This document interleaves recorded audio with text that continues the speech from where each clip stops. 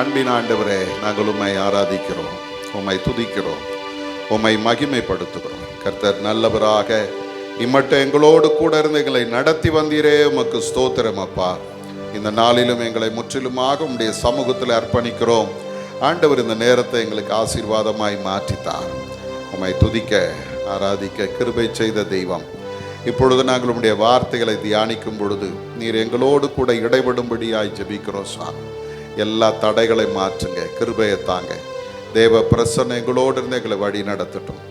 இயேசுவின் மூலம் ஜெபிக்கிறோம் பிதாவே, ஆமேன் ஆமேன். இந்த அருமையான நேரத்திலும் உங்கள் யாவரையும் ஆண்டவராகிய இயேசு கிறிஸ்துவின் இனிதான நாமத்தினாலே வாழ்த்துகிறேன், வரவேற்கிறேன். ஆண்டவர் தாமே இந்த நாளுக்கும் இந்த நேரத்திற்கும் உரிய எல்லா ஆசீர்வாதங்களினாலும் உங்களை நிறைத்து வழி நடத்துவாராக. பிரியமானவர்களே, இந்த நாளிலும் ஆண்டவருடைய கிருபையினாலே இந்த லெந்து நாட்களின் கடைசி நாட்களிலே நாம் வந்திருக்கிறோம். இந்த லெந்து நாட்கள் முழுவதும் ஆண்டவர் நம்மோடு கூட இருந்து நாம் ஒவ்வொரு நாளும் தேவ சமூகத்தில் வந்து கர்த்தரை துதிக்க ஆராதிக்க ஆண்டவர் நம்ம ஒவ்வொருவருக்கும் கிருபை பாராட்டினார். அதற்காக நாம் ஆண்டவருக்கு நன்றி சொல்ல கடமைப்பட்டிருக்கிறோம். கர்த்தரை தேடுகிறவர்களுக்கோ ஆண்டவர் உங்களை அப்படி ஆசீர்வதிப்பாராக. வந்த எல்லாரையும் ஆண்டவர் ஆசீர்வதிப்பாராக. இந்த நாளில் வந்திருக்கிற உங்களையும் ஆண்டவருடைய நாமத்தினாலே வாழ்த்தி வரவேற்கிறேன். ஆண்டவர் உங்களை எல்லா நன்மையினாலும் கிருபையினாலும் நிறைத்து வழி நடத்துவாராக. அருமையானவர்களே, இந்த நாளிலே நாம் ஒரு விசேஷ நிகழ்வை நாம் நினைத்து ஆண்டவருக்கு நன்றி சொல்லும்படியாக இந்த இடத்துல வந்திருக்கிறோம். ஆண்டவராகிய இயேசு கிறிஸ்து தம்முடைய சீஷர்களோடு சேர்ந்து அவர் இந்த உலகத்திலே கடைசி விருந்தை அவர் அனுசரித்ததை நாம் இந்த நாளிலே நினைவு கூறும்படியாக வந்திருக்கிறோம். இதை குறித்த சில காரியங்களை நாம் தெரிந்து கொள்ள வேண்டியது அவசியம். இந்த இடத்துல நாம் பார்க்கும்போது இந்த விருந்தானது எங்கே ஆயத்தம் பண்ணப்பட்டது என்று நாம் முதல்ல பார்க்கும்போது எருசலேமிலே ஒரு மனிதனுடைய வீட்டின் மேல் அறையிலே அது ஆயத்தம் பண்ணப்பட்டது என்று நாம் இதில் பார்க்கிறோம். அதே போல இந்த விருந்து எப்பொழுது அனுசரிக்கப்பட்டது என்ற கேள்வி வரும்பொழுது யோவான் சொல்லும்போது பஸ்கா அன்றைக்கு இந்த விருந்து ஆசரிக்கப்பட்டது என்று சொல்லுகிறார். ஆனால் மற்ற 3 சுவிசேஷங்களில் நீங்கள் பார்ப்பீர்களானால் இது பஸ்காவுக்கு முந்தின நாளிலே நடந்தது என்று சொல்லப்படுகிறது. அது மட்டுமல்ல, இது பார்த்தீங்கன்னா இயேசு கிறிஸ்து கடைசியாக தன்னுடைய சீஷர்கள் எல்லாரோடும் சேர்ந்து ஆண்டவர் இந்த பந்தியை அனுசரித்தார் என்று சொல்லுகிறது. சொல்ல போனால் இது ஒரு ஃபேர்வெல் பார்ட்டி அப்படின்னு சொல்லலாம். ஃபேர்வெல் பார்ட்டி, சரிங்களா? அதே போல நம்முடைய இந்த காலகட்டத்தில் நாம் அதை பார்ப்போமானால் இந்த நிகழ்வானது ஏப்ரல் அல்லது மார்ச் அல்லது ஏப்ரல் மாதத்தில் இது நடந்திருக்கலாம் என்று சொல்லி வேத அறிஞர்கள் சொல்லுகிறார்கள். அது மாத்திரமல்ல, ஆரம்ப கால திருச்சபையானது இந்த விருந்துக்கு ஒரு அடையாளம் வைத்திருந்தார். இதை சாக்கிரமந்தாக நாம் அனுசரிக்கிறோம். இந்த சாக்கிரமந்துக்கு அடையாளம் என்ன அப்படின்னு பார்த்தீங்கன்னா, மீன் படத்தை அடையாளமாக அவர்கள் அந்த நாட்களில் வைத்திருந்திருக்கிறார்கள். இது மிக முக்கியமான ஒரு காரியம் என்ன அப்படின்னு பார்த்தீங்கன்னா, இந்த கடைசி ராபோஜனமானது பழைய உடன்படிக்கையை மாற்றி புது உடன்படிக்கை ஆண்டவராகிய இயேசு கிறிஸ்து ஏற்படுத்துகிறதை இந்த பகுதியிலே நாம் பார்க்கிறோம். அவர் அன்றைக்கு பழைய உடன்படிக்கையை அவர் முறித்து புது உடன்படிக்கை ஆண்டவர் தம்முடைய பிள்ளைகளுக்கு அல்லது தம்முடைய சீஷர்களுக்கு அவர் சொல்லுகிறார். சரி, இப்போ பழைய உடன்படிக்கை என்பது என்ன அப்படின்ற ஒரு கேள்வி வரும். இந்த பழைய உடன்படிக்கை என்பது யாத்திராகமத்தின் புஸ்தகம் 19ஆம் அதிகாரத்திலேயும் யாத்திராகமத்தின் புஸ்தகம் 20ஆம் அதிகாரத்திலேயும் நாம் அதை பார்க்கலாம். யாத்திராகமத்தின் புஸ்தகம் 19ஆம் அதிகாரம் 5 8 வசனங்களை நீங்கள் பார்ப்பீர்களானால் ஆண்டவராகிய தேவன் மோசையோடு கூட அவர் சொல்லுகிற ஒரு காரியத்தை நாம் பார்க்கிறோம். வாசிங்க, யாத்திராகமம் 19ஆம் அதிகாரம் 5, 6, 7, 8.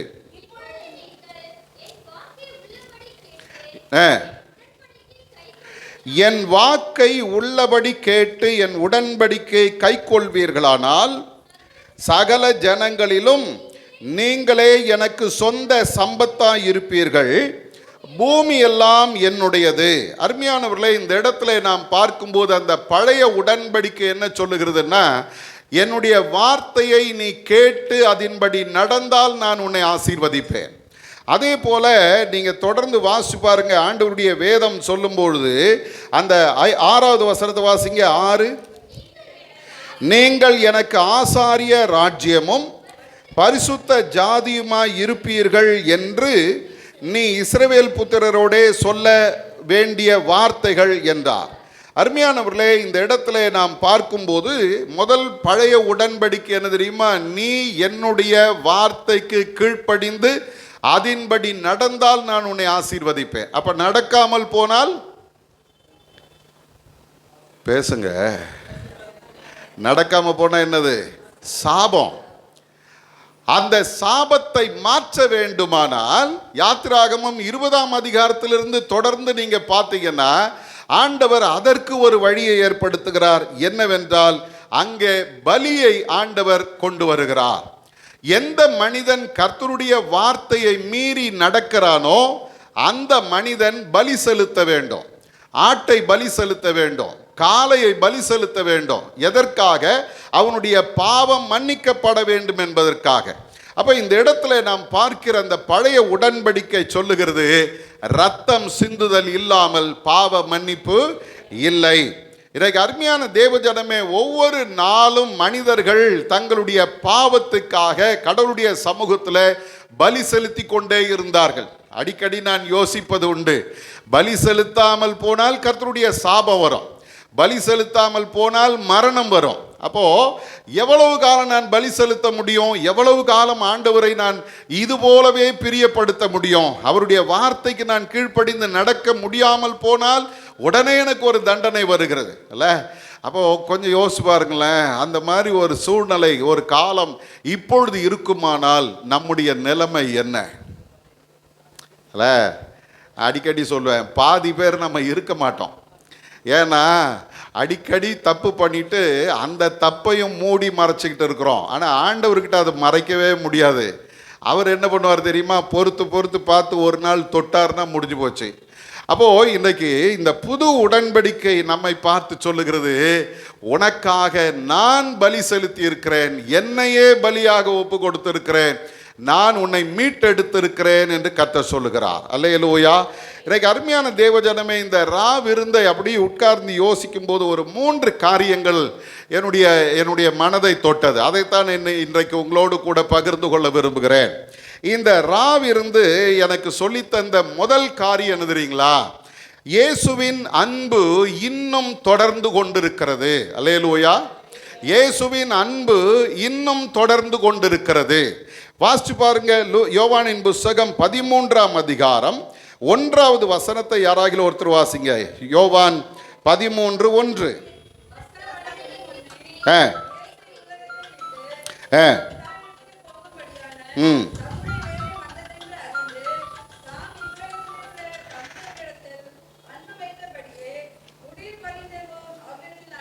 பாருங்க, இந்த இடத்துல வேதம் சொல்லுகிறது, அது 2வது பகுதியிலிருந்து பார்த்தீங்கன்னா, தாம் இவ்வுலகத்தில் இருக்கிற தம்முடையவர்களிடத்தில் அன்பு வைத்தபடியே முடிவு பரியந்தம் அவர்களிடத்தில் அன்பு வைத்தார். அப்போ இந்த இடத்துல நாம் பார்க்கிறோம், இயேசு கிறிஸ்து தம்முடைய சீஷரிடத்தில் அன்பு கூர்ந்தார். அவர்களுக்கு தேவையான எல்லா நன்மைகளையும் ஆண்டவர் தந்தார். அவர்களை மேன்மைப்படுத்தினார். அவர்களுக்கு வரங்களை கொடுத்து, அவர்களை அதிகாரங்களை கொடுத்து அவர்களை நடத்தினார். இப்போ இயேசு கிறிஸ்துவினுடைய கடைசி காலங்கள் வந்து விட்டது. இந்த உலகத்தில் இருந்து இன்னும் சில நாட்கள் அவர் எடுத்துக்கொள்ளப்பட போகிறார் இல்லையா? அந்த எடுத்துக்கொள்ளப்பட போகிற இந்த காலம் வந்த பொழுது யோவான் இந்த இயேசு கிறிஸ்துடைய அன்பை குறித்து பேசும்போது சொல்றாரு, அவர் தம்முடையவர்களிடத்தில் அன்பு வைத்தபடியே முடிவு பரியந்தம் அவர்களிடத்தில் அன்பு வைத்தார். அப்ப இந்த இடத்துல அவர் சொல்லித்தர விரும்புகிற ஒரு காரியம் என்ன தெரியுமா? தன்னுடைய வாழ்க்கையில, இந்த உலக வாழ்க்கையின் இறுதியில வந்து விட்டார். ஆனாலும் அவருடைய அன்பு தம்முடைய மக்களிடத்துல தொடர்ந்து கொண்டே இருக்கிறது. அல்லேலூயா. அருமையானவர்களே, இந்த இடத்துல நாம் பார்க்கும்போது இந்த வியாதிப்பட்டவர்களை நான் உங்களுக்கு முன்பாக வைக்க விரும்புகிறேன். ஒரு சிலர் வியாதிப்பட்டாங்கன்னா அவங்க எவ்வளவுதான் அன்பானவங்களா இருந்தாலும் அவங்களுடைய சரீரத்தில் வேதனைகள் கூட கூட கூட அவங்க என்ன பண்ணுவாங்க தெரியுங்களா? எல்லார் மேலே எரிஞ்சு விழுவாங்க. கோபம் வரும், தொட்டதுக்கெல்லாம் கோபம் வரும். ஒரு முறை ஒரு ஊழியக்காரர் பலவீனப்பட்டு அவர்கள் மருத்துவமனைக்கு கொண்டு போனோம். அங்கே கொண்டு போகும்போது அந்த ஊழியக்காரர் ரொம்ப சாதாரணமாக வந்து மருத்துவருக்கு முன்னால் உட்கார்ந்து எல்லாம் அந்த டாக்டர் பார்த்தீங்கன்னா அந்த ரிப்போர்ட் எல்லாம் பார்க்குறாரு. பார்த்துட்டு இந்த ஊழியக்காரருடைய முகத்தையும் பார்க்குறார், திரும்ப ரிப்போர்ட்டை பார்க்குறார், அவர் முகத்தை பார்க்குறார். கடைசியாக அவர் என்ன பண்ணாருன்னா அந்த ஊழியக்காரரை வெளியே உட்கார சொல்லிட்டு என்னிடத்துல அவர் சொல்கிறாரு, இந்த ஸ்டேஜில் இருக்கிறவங்க இவ்வளவு அமைதியாக இருந்ததை இதுவரைக்கும் நான் பார்த்ததில்லை. அவர் சொன்ன வார்த்தை, இந்த நோயினுடைய இந்த ஸ்டேஜில் இருக்கிறவங்க இவ்வளவு அமைதியாக இருக்கிறத நான் பார்த்தது கிடையாது. அவங்க படுக்கையாக இருப்பாங்க, எல்லாரிடத்துல எரிஞ்சு விழுவாங்க, கோபப்படுவாங்க. ஆனால் இவரை பார்த்தா எனக்கு ஆச்சரியமாக இருக்குது, அமைதியாக வந்து உட்கார்ந்துட்டு ரொம்ப சாதாரணமாக எழுந்துச்சு போகிறாரு. சொல்லிட்டு அவர் சொன்ன வார்த்தை என்ன தெரியுங்களா? இது இவரால் இல்லை, இவருக்குள்ள ஒரு சக்தி இருக்கிறதுனால தான் இவரால் இப்படி இருக்க முடிந்தது. எனக்கு அருமையான தேவஜனமே, இந்த உலக வாழ்க்கையை முடிக்கிற அந்த தருணத்தில் இருக்கிறவங்க கிட்ட நீங்கள் போனீங்கன்னா அவங்க சாதாரணமாக இருக்க மாட்டாங்க, ரொம்ப ஃப்ரஸ்ட்ரேட்டடாக இருப்பாங்க, கோவப்படுவாங்க, எரிஞ்சு விழுவாங்க. மரண தண்டனை கொடுக்குறாங்க பாருங்க, அந்த மரண தண்டனையில் மரிக்கிறவனுக்கு அந்த தூக்கு மட்டும் தண்டனை இல்லை, அதுக்கு முன்னால அவனுடைய நாட்கள் எண்ணப்படும். சரிதானா? இந்த தேதியில் உனக்கு தூக்கு போட போகிறோம் அப்படின்னு சொல்லிட்டாங்க. இப்போ ஒவ்வொரு நாளும் அவன் எண்ணுவான், எனக்கு இன்னும் 1 மாதம் இருக்குது, எனக்கு இன்னும் 29 நாள் இருக்குது, எனக்கு இன்னும் 28 நாள் இருக்குது. அப்படி ஒவ்வொரு நாளும் குறைஞ்சிக்கிட்டே வரும். அப்படி குறைய குறைய குறைய பார்த்தீங்கன்னா இந்த நாட்கள் குறைய குறைய உன்னுடைய வாழ்க்கையில் ஒரு பெரிய வெறுப்பு வரும். நான் செத்து போக போகிறேன், நான் சாக போகிறேன், இனி என்னால் வாழ முடியாது, அவ்வளவுதான் என் வாழ்க்கை அப்படின்ற அந்த எண்ணம் அவனுக்குள்ள வந்துச்சுன்னா நைட்டில் தூக்கம் வராது, பயப்படுவான், அலறுவான், யாருக்கிட்டையும் பேச மாட்டான், எல்லாரையும் எரிஞ்செறிஞ்சு விழுவான். இதுதான் உண்மையான ஒரு மனிதனுடைய நிலை. ஆனால் இயேசு கிறிஸ்து என்ன பண்றாரு பாருங்க, தம்முடையவர்களிடத்தில் அவர் அன்பு வைத்தது போலவே முடிவு பரியந்தம் அவரிடத்தில் அவர் அன்பு வைத்தார். அல்லேலூயா. எனக்கு அருமையான தேவஜனமே, ஆண்டவர் எப்படி நம்மிடத்தில் அன்பு கூர்ந்தார் என்று நாம் பார்ப்போமானால் யோவான் 3:16 சொல்லுகிறது, தேவன் தம்முடைய ஒரே பேரான குமாரனை விசுவாசிக்கிறவன் எவனோ அவன் கெட்டு போகாமல் நித்திய ஜீவனை அடையும்படிக்கு அவரை தந்தருளி இவ்வளவாய் உலகத்தில் அன்பு கூர்ந்தார். அளவில்லாத ஒரு அன்பை தம்முடைய ஜனங்களுக்கு ஆண்டவர் வெளிப்படுத்தினார். தம்மையே பலியாக ஒப்பு கொடுக்கிற அளவிற்கு தம்முடைய அன்பை ஆண்டவர் வெளிப்படுத்தினார். பிரியமானவர்களே, அந்த அன்பை நீங்களும் நானும் பெற்றிருக்கிறோம். ஒரு அல்லேலூயா சொல்லுங்க. நாம் பாவிகளா இருக்கையில் கிறிஸ்து நமக்காக மரித்ததினாலே தேவன் நம்மேல் வைத்த தமது அன்பை விளங்கப்படினார். இன்னைக்கு உங்களுக்கு எனக்கும் ஆண்டவர் தம்முடைய அன்பை வெளிப்படுத்தி இருக்கிறார். எப்படி தெரியுமா? மகனே மகளே, நீ நல்லவனா இருக்கும்போது நான் உனக்காக மரிக்கல, நீ பெரிய பணக்காரனா இருக்கும்போது நான் உனக்காக மரிக்கல, நீ எனக்கு பிரியமான பிள்ளையா இருந்ததுனால நான் உனக்காக மரிக்கல, நீ எனக்கு விரோதியாய் பலவீனனாய் சத்துருவாய் இருந்த பொழுது நான் உனக்காக மரித்தேன். அது என்னத்தை காண்பிக்கிறது தெரியுமா? ஆண்டவர் நம்மை அன்பு கூர்ந்திருக்கிறார்.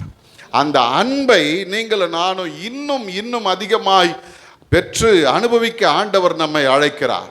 1 யோவானின் புஸ்தகத்தில் அன்பை பெற்ற நாம், வேதம் சொல்லுகிறது 4ஆம் அதிகாரம் 8வது வசனத்தில் யோவான் சொல்றாரு, அன்பில்லாதவன் தேவனை அறியான், தேவன் அன்பாகவே இருக்கிறார். அல்லேலூயா. இன்னைக்கு அருமையான தேவஜனமே, ஆண்டவர் எப்படி இருக்கிறாரா? அன்பாகவே இருக்கிறார். அவருடைய அன்பு மாறல. மத்தேயு 19ஆம் அதிகாரம் 19வது வசனத்தில் சொல்லுது, அந்த அன்பை நமக்கு வெளிப்படுத்தின ஆண்டவர் நமக்கு அவர் கற்றுத்தருகிற ஒரு காரியம் என்ன தெரியுங்களா? உன்னிடத்தில் நீ அன்பு கூறுவது போல. அல்லேலூயா.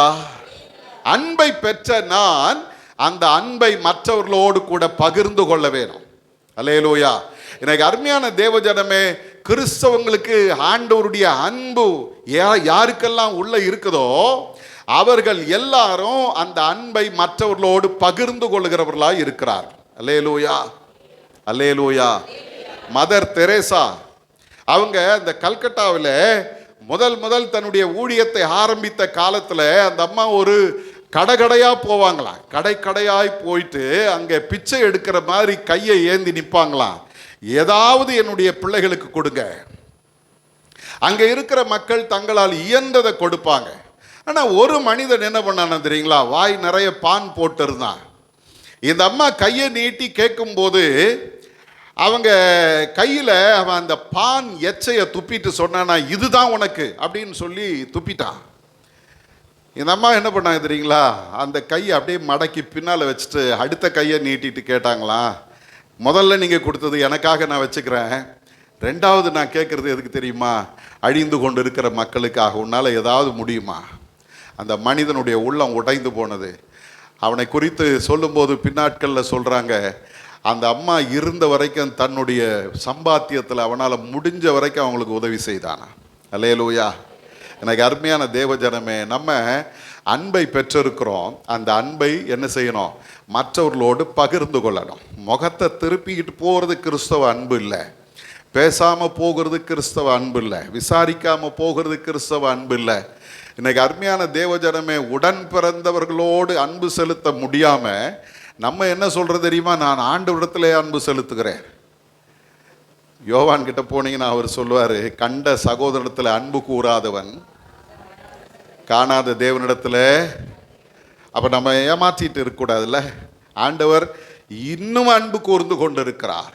அவருடைய அன்பு தன்னுடைய இறுதி மூச்சு வரைக்கும் இந்த உலகத்தில் இருந்தது.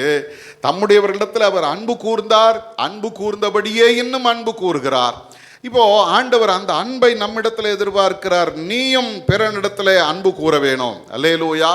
பிறனிடத்தில் அன்பு கூற வேணும். என்னுடைய வார்த்தை, என்னுடைய செயல்கள், என்னுடைய நடக்கை, என்னுடைய ஒவ்வொரு காரியமும் மற்றவர்களுக்கு பிரயோஜனம் உள்ளதாக இருக்கணும். இன்னைக்கு அருமையான தேவஜனமே, நாம் வாழுகிற இந்த காலத்தில் அன்பை எதிர்பார்த்து இந்த உலகம் ஓடிக்கொண்டிருக்கிறது.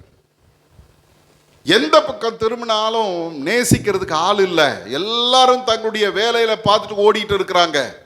ஆனால் ஆண்டவர் உங்களுக்கு எனக்கு தந்திருக்கிற ஒரு பெரிய கிருபை என்ன தெரியுமா, ஆண்டவருடைய அன்பை நீங்களும் நானும் மற்றவர்களோடு பகிர்ந்து கொள்ள வேணும். அல்லேலூயா. வேதத்தில் நாம் பார்க்கும்போது ஆண்டவராகிய இயேசு கிறிஸ்து தனக்கு பிரியமான இடத்துல மாத்திரம் அன்பு செலுத்தலை, தன்னுடைய வார்த்தைக்கு கீழ்ப்படியாமல் நின்னவனுக்கு ஆண்டவர் அன்பு செலுத்தினார். வேதத்தில் ஒரு பகுதி உண்டு, யோவானின் புஸ்தக ஆமாம், நாம் பார்க்கும்போது ஒரு மனிதனை குறித்து நாம் வேதத்தில் வாசிக்கிறோம். அவர் யாருன்னா நியாயாதிபதின்னு பைபிள் சொல்லுது. அவன் இயேசுவினிடத்தில் வந்து அவரிடத்துல கேட்குறான், நல்ல போதகரே, நித்திய ஜீவனை சுதந்தரித்து கொள்ள நான் என்ன செய்ய வேணும்? ஆண்டவர் சொல்றாரு அவனை பார்த்து, நீ நியாயப்பிரமாணத்தை கை கொள்ள வேணும். அவன் சொல்றான், சிறு வயது முதற்கொண்டு நான் அதை கை கொண்டு இருக்கிறேனே. அவன் என்ன யோசிக்கிறான் தெரியுமா, நம்ம ரொம்ப நீதிமான் அப்படின்னு அவருக்கு காண்பிக்கணும். ஆகவே அவன் சொல்றான், சிறு வயதிலிருந்து நான் இதை கை கொண்டிருக்கிறேன். உடனே ஆண்டவருடைய வேதம் சொல்லுகிறது, இயேசு அவனை பார்த்து அவனிடத்தில் அன்பு கூர்ந்தார் என்று சொல்லுகிறார். நம்மளா இருந்தோம்னா சொல்லி கேட்க மாட்டேன்ற, உங்ககிட்ட நான் என்ன பதில் சொல்கிறது, போ அப்படின்னு துரத்தி விட்டுருவோம். நம்ம பிள்ளைங்கிட்ட நிறைய நேரங்கள் நம்ம அப்படி தான் பேசுகிறோம். நான் சொல்கிறேன், நீ எதிர்த்து பேசிக்கிட்டு இருக்கிற, நான் உங்ககிட்ட இனிமேல் பேச மாட்டேன் சொல்கிறோம்ல. ஆனால் ஏசாமி அப்படி சொல்ல, அவன் மேலே இன்னும் அன்பு கூர்ந்தாராம். நீ கீழ்ப்படியலைனாலும், நீ என்னுடைய வார்த்தையை ஏற்றுக்கொள்ளாவிட்டாலும் நான் உன்னிடத்தில் அன்பு கூறுகிறேன். எவ்வளோ நல்ல ஆண்டவரை நாம் ஆராதிக்கிறோம் தெரியுங்களா? இன்னைக்கு ஆண்டவர் உங்களை என்னையும் பார்த்து சொல்கிறாரு, அந்த அன்பு எவ்வளவு பெரிய அன்பு என்பதையும் வேதம் சொல்லுகிறது. யோவான் 15ஆம் அதிகாரம் 13வது வசனத்தில் ஆண்டவர் சொல்கிறார், ஒருவன் தன் சிநேகிதருக்காக தன் ஜீவனை கொடுக்கிற அன்பிலும் அதிகமான அன்பு ஒருவனிடத்திலும் இல்லை. அல்லேலூயா. ஒருவன் தன் சிநேகிதனுக்காக தன் ஜீவனை கொடுக்கிற அன்பிலும் அதிகமான அன்பு. எங்கேயாவது இருக்கிறாங்களா அப்படி? நீங்கள் யாரையும் பார்த்துருக்குறீங்களா? நானும் தேடி தேடி பார்த்தேன். பழமொழி தான் நல்லா இருக்குது, உயிர் கொடுப்பான் இருக்கிறாங்களா? உயிரை எடுப்பான் தோழன் தான் இன்னைக்கு நிறைய இருக்கிறான் இல்ல, உயிரெடுப்பான் தோழன். ஆனா இங்கே ஆண்டவர் பாருங்க, ஒருவன் தன் சிநேகிதனுக்காக தன் ஜீவனை கொடுக்கிற அன்பிலும் அதிகமான அன்பு எங்க இருக்கு தெரியுங்களா? கல்வாரி சிலுவையில் அப்படி திரும்பி பார்த்தீங்கன்னா இயேசு தம்முடைய 2 கரங்களையும் விரித்து சொல்லுகிறார், இவ்வளவாய் உன்னிடத்தில் அன்பு கூர்ந்திருக்கிறேன். அல்லேலூயா, அல்லேலூயா. ஆகவே அன்பை பெற்ற நான் அன்பை என்ன பண்ணணும்? மற்றவர்களோடு பகிர்ந்து கொள்ளணும். நீங்களும் நானும் கடனாளிகள். அல்லேலூயா. நீங்க சொல்லுங்களேன், நான் கடனாளி. சத்தமாக தான் சொல்லுங்களேன். சரி, நாளைக்கு எல்லாரும் ஒவ்வொரு ₹1,00,000 கொண்டு வந்து கொடுத்துருங்க. நீங்கள்லாம் யாரு? இல்லைங்க, இது அல்ல கடன். என்ன கடன் தெரியுமா? அப்போஸ்தலனாகிய பவுல் ரோமருக்கு சொல்லும்போது 13ஆம் அதிகாரம் 8வது வசனத்தில் சொல்றாரு, ஒருவரிடத்தில் ஒருவர் அன்பு கூறுகிற கடனே அல்லாமல் மற்ற ஒன்றிலும் ஒருவனுக்கும் கடன் படாதிருங்கள். அல்லேலூயா. நீங்கள் நானும் ஒரு காரியத்தில் தான் கடன் படணும். அல்லேலூயா. என்ன காரியம்? ஒருவரிடத்தில் ஒருவர் அன்பு கூறுகிற கடன். அப்ப இன்னைக்கு ஆண்டவர் உங்களுக்கு எனக்கு அது வச்சிருக்கிற ஒரு பெரிய கடன் என்ன தெரியுமா? ஒரு சுமை என்ன தெரியுமா? நான் மற்றவரிடத்துல என்ன பண்ணோம்? அன்பு கூறுகிற கடன். அவ இங்கே உட்கார்ந்துருக்கிற அத்தனை பேருக்கும் நீங்கள்லாம் யாரு? கடனாளிகள். எதற்கு கடனாளிகள்? அன்புக்கு கடனாளிகள். அல்லேலூயா. அவங்க நம்ம இடத்துல அன்பு கூறணும், நம்ம அவங்களிடத்துல அன்பு கூறணும். அன்பு கூறுகிறதற்கான கடனே அல்லாமல் வேற கடன் நமக்கு இருக்கக்கூடாது என்று வேதம் சொல்லுகிறது. அப்போ வேதம் முதல்ல எனக்கு சொல்லித்தர்ற ஒரு காரியம் என்ன தெரியுமா? இந்த கடைசி ராவிருந்து சொல்லுது, இயேசுவின் அன்பு இன்னும் தொடர்ந்து கொண்டிருக்கிறது. அல்லேலூயா.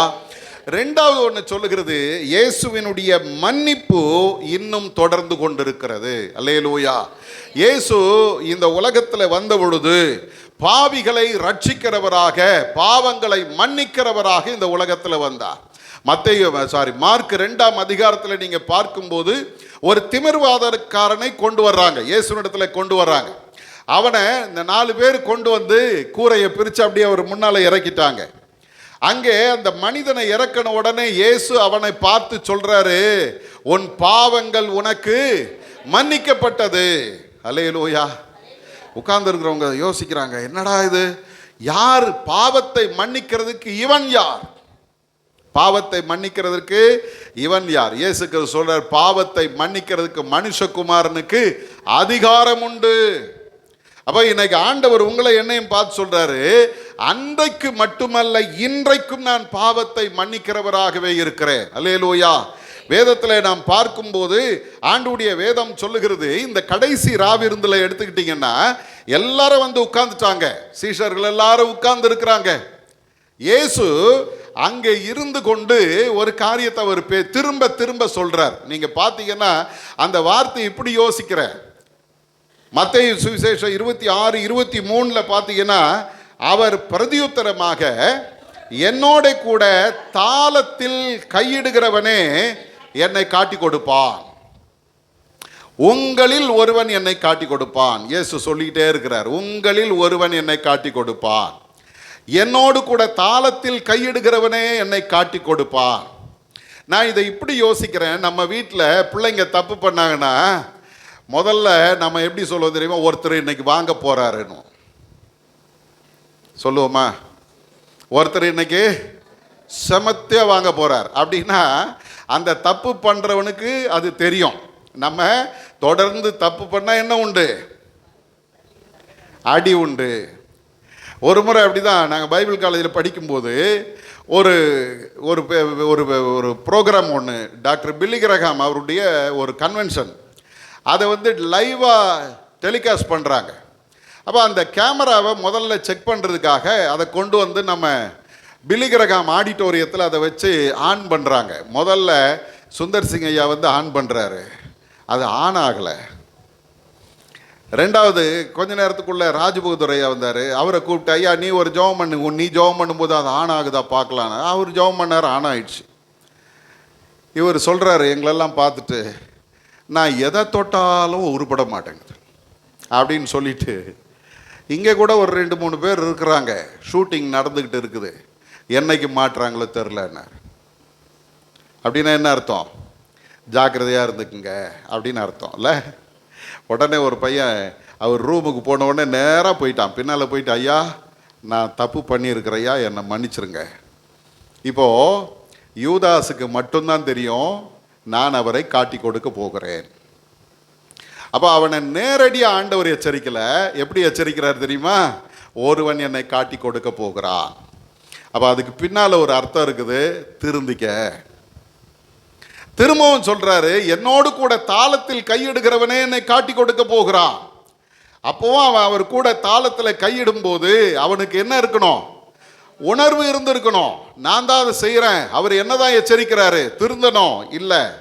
எனக்கு அருமையான தேவ ஜனமே, ஆண்டவராகி இயேசு கிறிஸ்து ஒரு பெரிய ஒரு மன்னிக்கிற சுபாவம் என்ன தெரியுமா?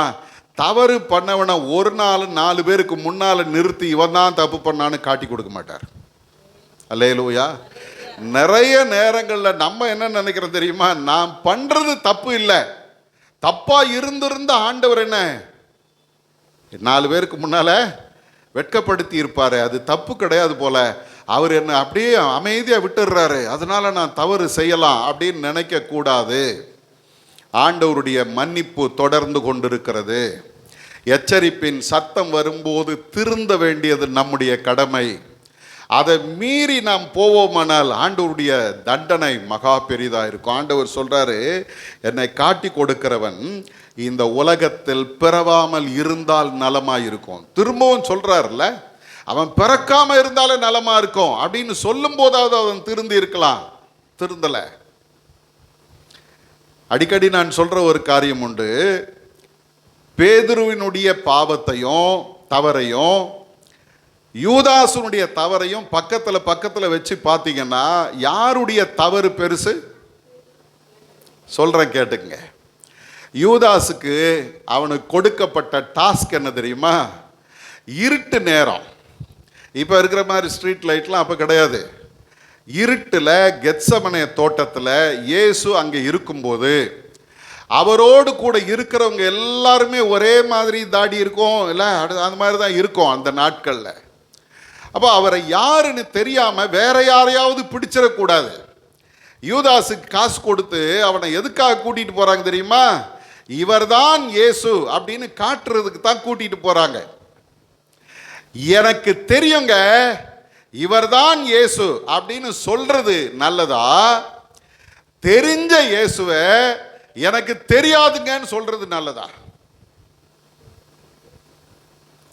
2 பேரையும் வச்சிங்கன்னா யூதாஸை பார்க்கும்போது நம்ம சொல்லுவோம் அவரை தெரியுங்க, அதனால அவன் சொன்னான் இவர் தான் இயேசு, காட்டி கொடுத்தான். அந்த தப்பு, அந்த வார்த்தையில் தப்பே கிடையாது. இவர் தான் இயேசு, காட்டி கொடுத்தான். ஆனால் அதனுடைய விளைவு என்ன தெரியுமா? அவரை சிலுவையில் அறையிற ஒரு சூழ்நிலைக்கு அது கொண்டு போய் விட்டது. ஆனால் பேதுரு யார் தெரியுமா? தெரிஞ்ச இயேசுவை அவரை தெரியாதுங்க. 2வது முறையும் தெரியாதுன்னா 3வது முறை சபித்தான், சத்தியம் பண்ணினான். ஆனால் மன்னிப்பை பெற்றது யார் தெரியுமா? பெரிய தப்பு பண்ணிட்டு மனம் கசந்து அழுதான் பாருங்க, அவனுக்கு தான் ஆண்டவர் மன்னிப்பை கொடுத்தார். நான் நினைக்கிறேன் யூதாசு, ஆண்டவர் சொல்றாரு ஆண்டவருடைய சித்தப்படி மனுஷகுமாரன் போகிறார், உண்மைதானே? நீ காட்டி கொடுக்கலன்னா இன்னொருத்த காட்டி கொடுக்க போற, எப்படியோ அவர் அந்த சித்தத்தின்படி போகிறார். ஆனால் அவரை காட்டி கொடுக்கிறவனுக்கு ஐயோன்னு ஆண்டவர் சொல்றார். இப்போ ஆண்டவரே, நீங்க இவ்வளவு சொல்லிய நான் தெரியாம அல்லது மீறி உம்மை நான் காட்டி கொடுத்துட்டேன், என்னை மன்னிச்சிருங்கன்னு அவன் கேட்டிருந்தான், ஆண்டவர் மன்னிக்காமலா இருந்திருப்பாரு? நெகேமியாவின் புஸ்தகம் 9ஆம் அதிகாரம் 17வது வசனத்துல இஸ்ரவேல் ஜனங்கள் ஆண்டவருக்கு விரோதமான பாவங்களை செய்து ஆண்டவருக்கு விரோதமாய் நடந்த பொழுது நெகேமியா சொல்றான், ஆகிலும் வெகுவாய் மன்னிக்கிறவரும். ஆண்டவருக்கு எப்படி சொல்றார் பாருங்க, அவர் எப்படிப்பட்டவர் தெரியுமா? வெகுவாய் மன்னிக்கிறவரும் இரக்கமும் மன உருக்கமும் நீடிய சாந்தமும் மகா கிருபையும் உள்ளவருமான தேவனாகிய நீர் அவர்களை என்ன பண்ணவில்லை? கைவிடவில்லை. அல்லேலூயா. ஆண்டவர் அவர்களை கைவிடலை. இஸ்ரவேல் ஜனங்களை அவர்கள் மேல் அன்பு வைத்தவர். வேதம் சொல்லுது, வெகுவாய் மன்னிக்கிறவரும் இரக்கமும் மன உருக்கமும் நீடிய சாந்தமும் மகா கிருபையும் உள்ளவரான கர்த்தர். இன்னைக்கு அந்த ஆண்டவர் தான் உங்களை என்னையும் பார்த்து சொல்றாரு, என்னுடைய மன்னிப்பு தொடர்ந்து கொண்டிருக்கிறது.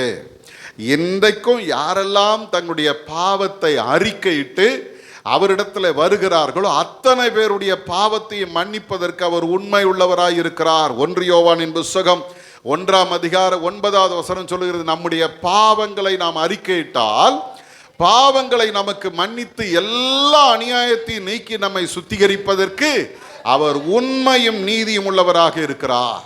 செய்ய வேண்டியதெல்லாம் ஒன்னே ஒண்ணுதான். என்ன தெரியுமா? நீதிமொழிகள் 28:13 சொல்லுது, தன் பாவங்களை மறைக்கிறவன் வாழ்வடைய மாட்டான், அவைகளை அறிக்கை செய்து விட்டு விடுகிறவனோ இரக்கம் பெறுவார்.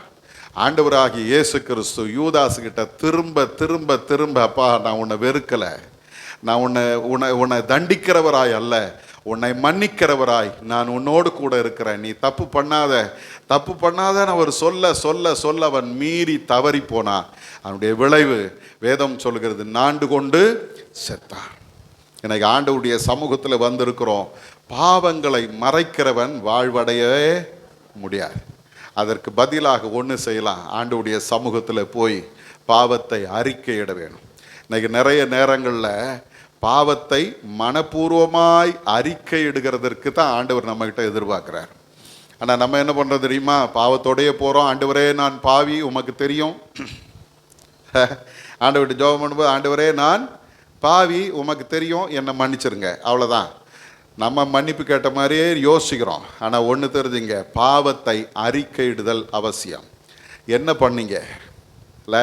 இளையகுமாரன் தகப்பனிடத்தில் போகும்போது அவன் சொல்கிறான், தகப்பனே உமக்கு விரோதமாகவும் பரத்துக்கு விரோதமாகவும் பாவம் செய்தேன், இனி உம்முடைய குமாரன் என்று சொல்லப்படுவதற்கு நான் பாத்திரன் அல்ல, உம்முடைய வேலைக்காரரில் ஒருவனாய் ஏற்றுக்கொள்ளும். ஆண்டவருக்கு தேவை அந்த உண்மையான இருதயம் மட்டும்தான். நீ சொல்கிற வார்த்தை இல்லை. அந்த இளைய குமாரன் பேசும்போது, அப்பா அப்படியாப்பா, ஆஹா அப்படி கேட்டாரா? கேட்கவே இல்லை. அவன் சொன்ன ஒரு வார்த்தைக்கும் அவர் பதில் சொல்லலை. அவர் என்ன பண்ணுறாரு தெரியுமா? அவனை கட்டி பிடித்து முத்தம் கொடுத்து, என் மகன் மரித்தான், இப்பொழுது உயிரோடு இருக்கிறான், காணாமல் போனான், திரும்பவும் காணப்பட்டான், களி கூறுவோம்னு சொல்லி ஒரு பெரிய விருந்தே பண்ணி வச்சிட்டார். இன்னைக்கு ஆண்டவர் நம்மை பார்த்து சொல்றாரு, அந்த மன்னிப்பு இன்னும் தொடர்ந்து கொண்டு இருக்கிற. இன்னைக்கு அந்த கடைசி ராபோஜனத்தை அனுசரிக்கும் போது முதல்ல ஆண்டவர் நம்மை பார்த்து சொல்றாரு, என்னுடைய அன்பு இன்னும் தொடர்ந்து கொண்டு இருக்கிறது. 2வது சொல்றாரு, என்னுடைய மன்னிப்பு இன்னும் தொடர்ந்து கொண்டு இருக்கிறது. 3வது, அவருடைய எதிர்பார்ப்பு நம்மிடத்துல இன்னும் தொடர்ந்து கொண்டே இருக்கிறது. என்ன எதிர்பார்த்தார்? லூக்காவின் புத்தகம் 22ஆம் அதிகாரம் 19வது வசனத்தில் நீங்கள் பார்க்கும்போது ஆண்டவராகிய இயேசு கிறிஸ்து தம்முடைய சீஷர்களை பார்த்து சொல்ற அந்த வார்த்தையை வாசிங்க பார்க்கலாம். ஸ்தோத்திரம் பண்ணி அதை பிட்டு அவர்களுக்கு கொடுத்து, இது உங்களுக்காக கொடுக்கப்படுகிற என்னுடைய சரீரமாயிருக்கிறது, என்னை நினைவு கூறும்படி இதை செய்யுங்கள். அல்லேலூயா. ஆண்டவருடைய எதிர்பார்ப்பு ஒன்று இருக்குதுங்க. அது என்ன தெரியுமா? என்னை நினைவு கூறுங்கள். அல்லேலூயா. எதை நினைவு கூறணுமா?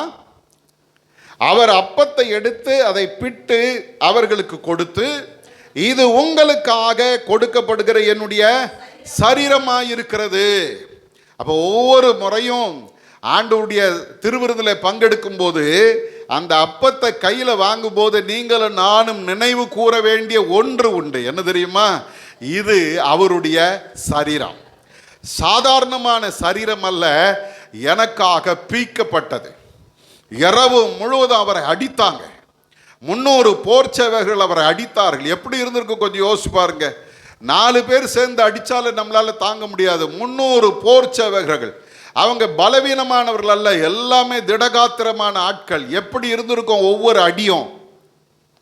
அப்படியே சரீரமெல்லாம் பீந்து தொங்குகிறது, அவருடைய ரத்தமெல்லாம் வடிந்து கொண்டிருக்கிறது. வேத அறிஞர்கள் சொல்றாங்க, இந்த வியாழக்கிழமை மாலையில் தன்னுடைய சீஷர்களோடு அவர் அந்த கப்பில் இந்த திராட்சை ரசத்தை குடிச்சாரு பாருங்க, அதுதான் அவருடைய கடைசி. அதன் பிறகு அவருக்கு தண்ணீர் கூட இல்லை.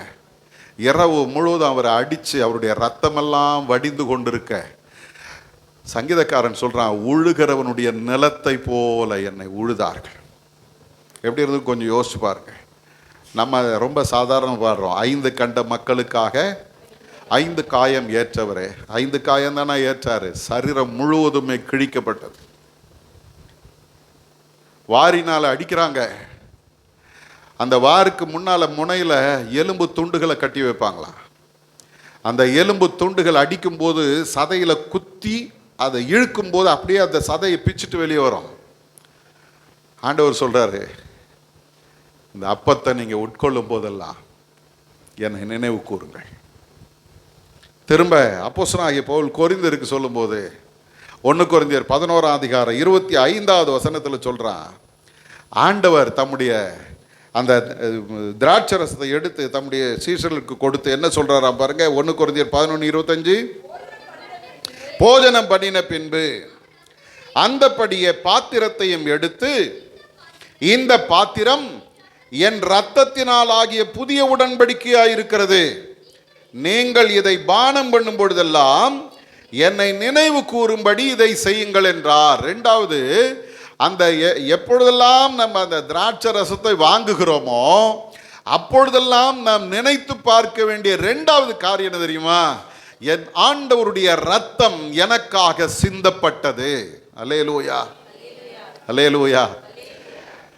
இன்னைக்கு இந்த திருவிருந்துன்றது பார்த்தீங்கன்னா ஒரு சிலருக்கு ஒரு சடங்காய் மாறிடுச்சு. முதல் வாரமாக கோயிலுக்கு போயிட்டு திருவிருந்து எடுத்துகிட்டு வந்துடுவோம்.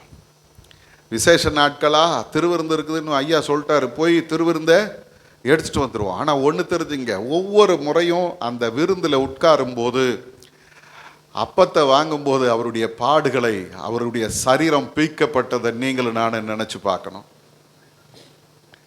திராட்சை ரசத்தை கையில் வாங்கும்போது எனக்காக எவ்வளவு அடிகளை ஏற்றுக்கொண்டு தம்முடைய சொந்த இரத்தத்தை சொட்டு சொட்டா எனக்காய் சிந்தினாரே, எவ்வளவு பெரிய ஒரு தியாகத்தை என் ஆண்டவர் எனக்கு செய்திருக்கிறாரே. யோசிச்சு யோசிச்சு யோசிச்சு கர்த்தருக்கு நன்றி சொல்லுகிறவர்களாக இருக்கணும். ஆண்டவருடைய எதிர்பார்ப்பு என்ன தெரியுமா? என்னை நினைவு கூறுங்கள். அல்லேலூயா. அவர் நம்மக்கிட்ட பணத்தையும் பொருள் அதெல்லாம் கேட்கலங்க. அவர் கேட்டதெல்லாம் ஒன்று தான், என்னை நினச்சிக்கப்பா, உனக்காக நான் பட்ட பாடுகளை நினச்சிக்க, உனக்காக என்னுடைய சரீரத்தை பீக்க ஒப்பு கொடுத்தன அதை நினச்சிக்க, உனக்காக என்னுடைய ரத்தத்தை சிந்தினேன்னு அதை நினைத்துக்கொள். நம்ம வீட்டில் படம் மாட்டி வச்சுருப்போம். யாருடைய படம்? அப்பா படம், அம்மா படம், தெரிஞ்சவங்க, பாட்டி, தாத்தா, எல்லாரும் படமும் மாட்டி வச்சுருப்போம். அவங்கள பார்க்கும்போதெல்லாம் என்ன யோசிப்போம்? அவங்க அன்பு, எவ்வளோ அன்பு செலுத்தினாங்க, அவங்க எப்படியெல்லாம் நம்மளை வளர்த்தாங்க, அவங்க எப்படியெல்லாம் நம்மக்கிட்ட பேசினாங்க சொல்கிறோம்ல. நம்ம மட்டும் இல்லை, பார்க்குறவங்ககிட்டலாம் சொல்கிறோம். அவங்க ரொம்ப நல்லா வளர்த்தாங்க, ரொம்ப அன்பாக பழகுவாங்க, ரொம்ப அன்பாக பேசுவாங்க. அந்த மாதிரி அன்பை நாங்கள் இதுவரைக்கும் பார்க்கலங்க. எவ்வளோ நினைத்து பேசுகிறோம். எனக்கு அருமையான தேவஜனமே, ஆண்டவர் உங்களை என்னையும் பார்த்து சொல்கிறாரு, என்னை நினைவு கூறுங்கள். அல்லேலூயா. அவரை நினைச்சோன்னா அவரை பற்றி பேசாமல் இருக்க முடியுமா? முடியுமா? ஊர் கதையெல்லாம் பேசுகிறோம். அவங்க அப்படி, இவங்க இப்படி, இவங்க இப்படி பண்ணாங்க, அவங்க அப்படி பண்ணாங்க, அங்கே போனாங்க, இங்கே வந்தாங்க, எல்லா கதையும் பேசுகிறோம். எல்லாத்துக்கும் முன்னால் என் ஆண்டவருடைய அன்பை நினைத்து ஒரு நாள் பேசியிருக்கிறேன்னா,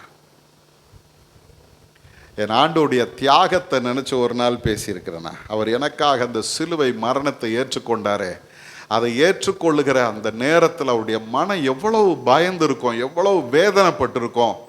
மனிதனாய் இந்த உலகத்தில் வந்து பாடுகளை ஏற்றுக்கொண்ட பொழுது நம்ம இன்னைக்கு அந்த ஃபெலிக்ஸ் ஜெயராஜ் அவங்களுடைய அந்த குற்றவாளிகளுக்கான தண்டனை அறிவிக்க போகிறோன்னாங்க. போலீஸ்காரங்க அழறாங்களாம், நான் தப்பு பண்ணல, யாரோ பண்ணாங்க, அவங்க பண்ணாங்க, இவங்க பண்ணாங்க. ஏன்? எங்கள் வீட்டம்மா பக்கத்தில் உட்காந்துக்கிட்டு என்கிட்ட கேட்குறாங்க, ஒரு உயிரை கொல்லும்போது இந்த பயம் இல்லையே, அவன் எவ்வளோ துடிச்சிருப்பான் பயத்தில். அந்த பயம் இல்லை. இப்போ இவன் சாகணும்னு வரும்பொழுது இவனுக்கு என்ன வருது? பயம் வருது. அழறான், எனக்கு குடும்பம் இருக்குது, எனக்கு பிள்ளைங்க இருக்குது, அவங்கள பாதுகாத்துக்கிறதுக்கு யாரும் இல்லை. ஒன்று தெரிஞ்சுங்க, என் ஆண்டவரை கொஞ்சம் நினைச்சு பாருங்க. எனக்காக எல்லாவற்றையும் இழந்து தேவனுக்கு சமமாக இருப்பதை கொள்ளையாடின பொருளாக எண்ணாமல் தம்மை தாமே வெறுமையாக்கி அடிமையின் ரூபம் எடுத்து இந்த உலகத்தில் வந்து பாடுகளை சகித்தவரை நினைத்து கொள்ளுங்கள். அதுக்கு தான் ஆண்டவர் உங்களை என்னை இந்த நாளில் கொண்டு வந்திருக்கிறார். மகனே, மகளே, என்னுடைய எதிர்பார்ப்பு இன்னும் முடிவு பெறவில்லை. என்னுடைய எதிர்பார்ப்பு இன்னும் தொடர்ந்து கொண்டே இருக்கிறது. தெரியுமா? எப்பொழுதெல்லாம் நீங்கள் இந்த திருவிருந்தில் வந்து சேருகிறீர்களோ அப்பொழுதெல்லாம் என்னை நினைவு கூறுங்கள். 3 காரியம் தொடர்ந்து கொண்டு இருக்கிறது. 1, இயேசுவினுடைய அன்பு தொடர்ந்து கொண்டு இருக்கிறது. அவர் இன்னும் என்னிடத்தில் அன்பு கூறுகிறார். 2வது, இயேசுவினுடைய மன்னிப்பு தொடர்ந்து கொண்டு இருக்கிறது. அவர் இன்னும் மன்னிக்கிறவராகவே இருக்கிறார். யாரெல்லாம் அவரிடத்தில் வந்து தங்களுடைய பாவங்களை அறிக்கையிட்டு மன்னிப்பு பெறுகிறார்களோ அத்தனை பேரையும் மன்னிக்கிறதுக்கு அவர் மகா தயவுள்ளவராக அவர் இருக்கிறார். 3வது, அவருடைய எதிர்பார்ப்பு அது தொடர்ந்து கொண்டே இருக்கிறது. என்னை நினைவு கூறும்படி இதை செய்யுங்கள். கண்களை மூடி ஆண்டவருடைய சமூகத்தில் ஒரு விசை நம்மை அர்ப்பணிப்போம். ஆண்டவரே, தொடர்ந்து இன்னும் எங்களிடத்தில் நீர் அன்பு கூறுகிறீர். அந்த அன்புக்கு நாங்கள் பாத்திரவான்களாய் நடக்க எங்களுக்கு கிருபை செய்யும் ஆண்டவரே. எல்லாரும் நம்மை அர்ப்பணிப்போமா. பல நேரங்கள் ஆண்டவருடைய அன்பை மறந்து போய் உலகத்தின் அன்பை தேடி கொண்டிருக்கிறீங்க. இவங்க என்னை நேசிக்கலை, இவங்க என்கிட்ட பேசலை, இவங்க என்கிட்ட அன்பு கூறலை சொல்லிட்டு இருக்கிறீங்க. அதை விட மேலான ஒரு அன்பு இயேசு எனக்காக வைத்திருக்கிறார். அவர் கடைசி வரைக்கும் தன்னுடைய ஜீவன் போகிற வரைக்கும் அவர் தம்முடையவரிடத்தில் அன்பு கூர்ந்தார் என்று சொல்லுகிறது. அந்த அன்பு இன்றும் நம்மிடத்தில் வெளிப்பட்டு கொண்டே இருக்கிறது. ஆண்டவருடைய சிலுவை ஒவ்வொரு நாளும் உங்களுக்கு எனக்கும் ஞாபகப்படுத்துகிற ஒரு காரியம் தெரியுமா? உன்னை அதிகமாய் நான் அன்பு செலுத்தி இருக்கிறேன். ஒருவன் தன் சிநேகிதனுக்காக தன் ஜீவனை கொடுக்கிற அன்பிலும் அதிகமான அன்பை நான் உனக்கு செலுத்தி இருக்கிறேன். அன்பை பெற்றிருக்கிறாயே, அதை மற்றவர்களோடு பகிர்ந்து கொண்டிருக்கிறாயா? அன்பில்லாதவன் தேவனை அறியான். தேவன் அன்பாகவே இருக்கிறார். ஆண்டவருடைய மன்னிப்பு தொடர்ந்து கொண்டே இருக்கிறது. அவருடைய எச்சரிப்பு தொடர்ந்து கொண்டே இருக்கிறது. யூதாசுக்கு திரும்ப திரும்ப திரும்ப ஆண்டவர் சொல்றார், ஒருவன் என்னை காட்டி கொடுக்க போகிறார். அவன் இந்த உலகத்தில் பிறவாது இருந்தால் நலமாயிருக்கும். என்னோடு கூட தாளத்தில் கையிடுகிறவன் என்னை காட்டி கொடுக்க போகிறான். ஆண்டவர் சொல்றார், மறைமுகமாய் சொல்லிக்கொண்டே இருக்கிறார். ஆனா யூதாஸ் அது எதையுமே காதுல வாங்கல. மற்றவர்களை போல அவனும் கேட்கிறான், ரபி நானோ? இன்னைக்கு வேஷம் போட்டு கர்த்தரை ஏமாற்ற நினைக்கிறோம். ஆண்டவர் நம்மை பார்த்து சொல்றாரு, இல்லப்பா, நான் உன்னை எச்சரித்து கொண்டு இருக்கிறேன். பாவங்களை மன்னிக்கிறவர் நான் உன்னோடு கூட இருக்கிறேன். பாவத்தை நீ மறைத்தால் வாழ முடியாது. அறிக்கை செய்து விட்டு விட்டால் உனக்கு இரக்கம் கிடைக்கும். அந்த ஆண்டவருடைய மன்னிப்பு இந்த இரவு நேரத்திலும் நம்ம இடத்துல வெளிப்படுகிறது. எல்லாரையும் மன்னித்த ஆண்டவர் உங்களை மன்னிக்க மாட்டாரா? என்னை மன்னிக்க மாட்டாரா? ஆண்டவரே, தப்பு பண்ணிட்ட சாமி, அவர்கிட்ட போய் நிற்போம். அப்பா, மீறி நடந்துட்டேன் சுவாமி, உம்முடைய வார்த்தைக்கு மீறி நடந்துட்டேன். என்னை நான் நீதிமானாக காண்பித்து கொண்டு இருக்கிறேன். நீங்க என்னை இதுவரைக்கும் மற்றவங்களுக்கு முன்னால வெட்கப்படுத்தல, என்னை மன்னிங்கன்னு சொல்லி அவருடைய கரத்துல ஒப்பு கொடுப்போமா? அவருடைய எதிர்பார்ப்பு தொடர்ந்து கொண்டே இருக்கிறது. என்னை நினைவு கூறுங்கள், என்னை நினைவு கூறுங்கள். ஒவ்வொரு நாளும் அவரை நினைவு கூறுகிறவர்களா இருக்கணும். அவருடைய ரத்தத்தை ஒவ்வொரு நாளும் நீங்க நினைவு கூறணும். புது உடன்படிக்கையின் ரத்தம், எனக்காக அடிக்கப்பட்ட ஆட்டுக்குட்டியானுடைய ரத்தம். வேதம் சொல்லுகிறது, வெள்ளாட்டுக்கடா இளங்காலை இவைகளுடைய ரத்தத்தினால் அல்ல, தம்முடைய சொந்த ரத்தத்தினாலே ஒரே தரம் மகா பரிசுத்த ஸ்தலத்துக்குள்ளே இயேசு பிரவேசித்து நமக்கு ஒரு நித்திய மீட்பை ஏற்படுத்தி இருக்கிறார். புது உடன்படிக்கையின் மத்தியஸ்தர். பழைய உடன்படிக்கை சொல்லுது, நீ கீழ்ப்படிந்த ஆசீர்வாதம், நீ மீறி நடந்தால் சாபம், மரணம். ஆனால் புது உடன்படிக்கை சொல்லுகிறது, நீ ஆண்டவருடைய சமூகத்தில் வந்து பாவத்தை அறிக்கையிட்டு மன்னிப்பை பெற்றுக்கொண்டால் உன்னை மன்னிக்கிறதற்கு அவர் உண்மை உள்ளவர். உனக்காக தன்னுடைய சொந்த இரத்தத்தையே சிந்தி உன்னை மீட்டு எடுத்திருக்கிறார். அவருடைய சரீரத்தை உட்கொள்ளும் போது கொஞ்சம் நினைச்சு பாருங்க, எனக்காக பீக்கப்பட்ட அந்த சரீரம் எவ்வளவு வேதனைகளை எனக்காக சகித்தார், எவ்வளவு பாடுகளை எனக்காக அவர் ஏற்றுக்கொண்டார். அவருடைய அன்பு எவ்வளவு பெரியது. நினைத்து பார்த்து ஒவ்வொரு நாளும் கர்த்தருக்கு நன்றி சொல்லி வாழ வேண்டியவர்கள். அன்பின் ஆண்டவரே, இந்த நாளில் உம்முடைய சமூகத்தில் எங்களை ஒப்பு கொடுக்கிறோம் ஆண்டவரே. உம்முடைய கடைசி ராவிருந்திலே உம்முடைய அன்பு தொடர்ந்து வந்து கொண்டிருக்கிறதப்பா. தம்முடையவர்களிடத்தில் அவர் அன்பு கூர்ந்தது போல முடிவு வரியந்தம் அன்பு கூர்ந்தார் என்று வேதம் சொல்லுகிறதப்பா. இன்றும் உம்முடைய அன்பு எங்களிடத்தில் வெளிப்படுகிறதுக்காய் ஸ்தோத்திரம். எங்களை ஒதுக்கி தள்ளல ஆண்டவரே, பாவிகள் என்று எங்களை தீர்த்து தள்ளவில்லை. இன்றும் நீர் எங்களை நேசிக்கிறீர். எங்களுக்காக உம்முடைய அன்பை நீர் பொழிந்து கொண்டே இருக்கிறீர். நாங்கள் தான் பல நேரங்கள் அந்த அன்பை ஒதுக்கி விட்டு ஓடிக்கொண்டிருக்கிறோம். எங்களை மன்னிங்கப்பா. உம்முடைய அன்புக்கு பாத்திரவான்களா எங்களை மாற்றும் சுவாமி. உம்முடைய மன்னிப்பு இன்னும் தொடர்ந்து கொண்டிருக்கிறது. யாரெல்லாம் தங்களுடைய பாவத்தை அறிக்கையிட்டு மன்னிப்பை பெற்றுக்கொள்கிறார்கள் அவர்கள் வாழ்வடைவார்கள் என்று வேதம் சொல்லுகிறது ஆண்டவரே. எச்சரிப்பின் சத்தத்தை உதாசீனப்படுத்துகிறவர்களாய் அல்ல, இன்றும் அந்த எச்சரிப்பின் சத்தத்திற்கு எங்களை ஒப்பு கொடுத்து பாவத்திலிருந்து மீட்பை பெற்றுக்கொண்டு வாழ எங்களுக்கு கிருபை செய்யும் சார். உம்முடைய எதிர்பார்ப்பு இன்னும் தொடர்ந்து கொண்டே இருக்கிறது. என்னை நினைவு கூறுங்கள் என்று எதிர்பார்க்கிற கர்த்தர், உம்மை நாங்கள் ஒவ்வொரு நாளும் ஒவ்வொரு சூழ்நிலையிலும் நினைவு கூறுகிறவர்களாய் நாங்கள் வாழட்டும் ஆண்டவரே. கடமைக்காக கிறிஸ்தவ வாழ்க்கை அல்ல, கர்த்தருடைய அன்பை உணர்ந்த கிறிஸ்தவ வாழ்க்கை வாழ கிருபை செய்யும். வந்த ஒவ்வொருவர் மேலும் ஆண்டவருடைய கிருபை தங்கி இருப்பதாக, உம்முடைய அன்பு சூழ்ந்து கொள்வதாக, உம்முடைய மன்னிப்பு உம்முடைய மக்களிடத்தில் பெருகுவதாக, ஒவ்வொரு நாளும் உம்மை நினைவு கூர்ந்து வாழ்கிற அந்த கிருபை எங்களுக்கு தார். இயேசுவின் மூலம் ஜெபிக்கிறோம் எங்கள் நல்ல பிதாவே.